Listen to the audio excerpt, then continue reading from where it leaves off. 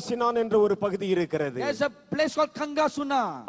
அது உங்கள் தேசத்தின் வடபகுதியில் இருக்கிறதாக கர்த்தர் The சொல்லுகிறார். Lord said it is in the northern part of your land. அதிலிருந்து ஒரு கொடிய வியாதி கொள்ளை நோய் ஒன்று உலகத்தில் புறப்பட்டு வரும். From there a grievous disease will spread all over the world. அது மனிதருடைய மாம்சத்தை பட்சிக்கிறதாக இருக்கும். That will consume the flesh of man. அவருடைய மேல் தோல் எல்லாம் அழுகி போகும். All their upper skin will become to decay. அவருடைய எலும்புகளை அது ஊடுருவி போகும். It will pierce through the bones. அதை குறித்த பயமும் பயங்கரமும் தேசங்களிலே விருத்தியாகி பரவும். The fear of this disease will spread all over the world. அது இங்கிருந்து தான் முதலில் துவங்கும் என்று கர்த்தர் The சொல்லுகிறார். Lord says this will begin from Philippines.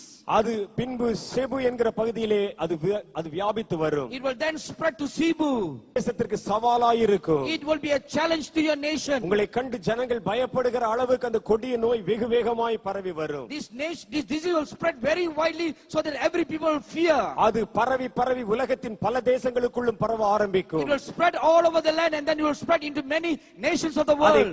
அந்த வியாதி கண்டவனுடைய சரீரம் கரிய நிறமாய் மாறி போகும். When this disease strikes a man, it will cause a man's body to turn black. வயதான அவருடைய உதடுகள் உலர்ந்து அது காய்ந்து போகும். Their bodies will decay and become rot. அந்த வியாதிகளிலே மரித்தவர்களை புதைப்பதற்கு கூட ஜனங்கள் பயப்படுவார்கள். People will be afraid to bury such people. கொடிய கொள்ளை நோய் உங்கள் தேசத்தை முற்றுகையிட்டுக் கொள்ளும் என்று கர்த்தர் The சொல்லுகிறார். Lord says such plagues will come to surround your land.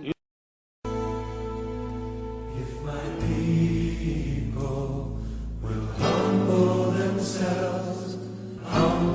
themselves and pray, if they see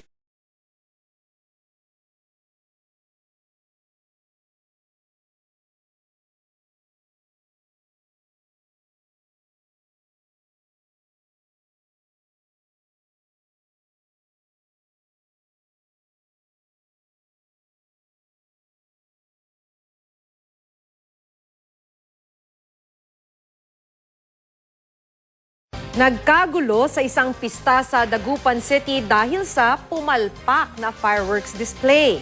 18 nanonood ang nasugatan matapos magsiliparan papunta sa kanila ang mga paputok.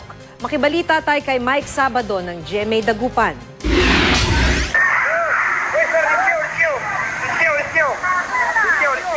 Kuha ang videong ito ng residenteng si John Martinez ng Dagupan City.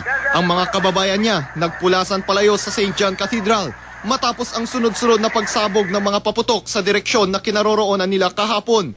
Nagtipon-tipon noon ang mga residente para panoorin ang fireworks display na bahagi ng pagdiriwang ng pista ng Christ the King.